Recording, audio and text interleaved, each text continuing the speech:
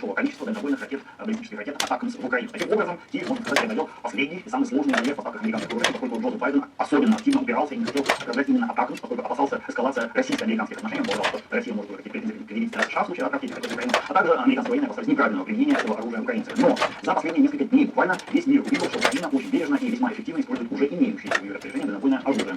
И поэтому, соответственно, поставки «Атакамс», вот этих баллистических ракет, дальнобойных действия, они, вероятнее всего, не приведут к такой эскалации и не затянут войну, а наоборот приведут к ускорению победы Украины в этой войне. Сегодня, собственно, хочу рассказать о последних примерах применения дальнобойных ракет Украины и порассуждать немножко отдельно именно об атаках. Начну с новостей, хороших новостей с Восточного фронта. Город Сорокино, Луганской области, это крайний восток Луганской области. Очень ярко сегодня, красочно и красиво взорвался огромный склад боеприпасов, который был создан на базе завода с романтическим названием «Юность». Как соответственно, от юности в Сорокине ничего не осталось, завод полностью уничтожен взрывом, который был похож, знаете, на ядерный взрыв, такой гриб прям поднимался огроменный над славным городом Сорокино.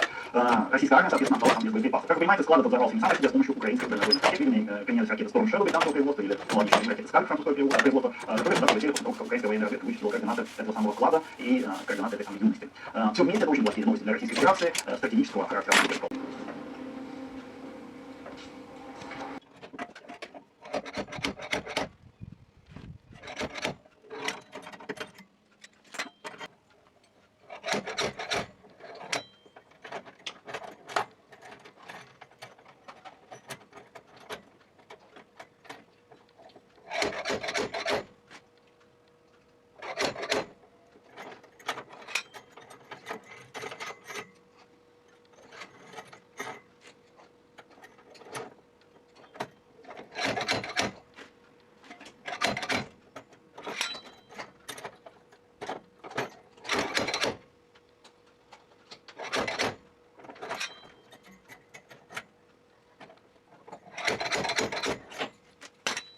Традиційно вам варто обов'язково підписатися на мій канал і натиснути лайк до цього відео та лишити під ним будь-який коментар, аби це відео побачили якомога більше людей. Удари по штабу Чорноморського флоту так званої Росії у тимчасово окупованому Севастополі дуже болючі для російських загарбників.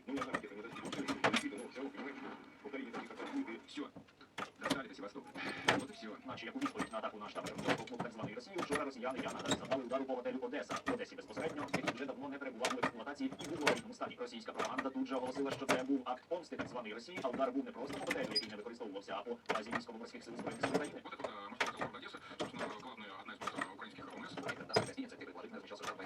Але вже ввечері вони зрозуміли, що, напевно, якось не дуже сильно росіяни навіть вірять у цю дичину, тому версію змінили. Це вже був не удар возмездя, як показувала російська пропаганда, а, звісно, це все українська протиповітряна оборона. Там все-таки було попадання зенітної ракети, якщо попадання було серйозно боєприпасу, там були страшні нарушення. А як би вони там не брехали, щоб вони там не розповідали, Чорноморський флот так званої Росії буде обов'язково знищений, як і ті, хто ним командують. Пам'ятаєте, я показував, що вчора, здається, як один зрадник України, в тому що сили оборони України, і ще минулого року в Маріуполі ліквідували заступника командувача Чорноморського флоту. Напевно, після нещодавнього удару по штабу флоту у Севастополі росіянам доведеться збільшити цей список. І пропагандист Богдан наче як про щось здогадувався. Вчора сили спеціальних операцій Збройних сил України повідомили, що внаслідок ракетного удару по штабу Чорноморського флоту так званої Російської Федерації у тимчасово окупованому Севастополі було ліквідовано серед іншого і командувача Чорноморського флоту так званої Росії Соколова.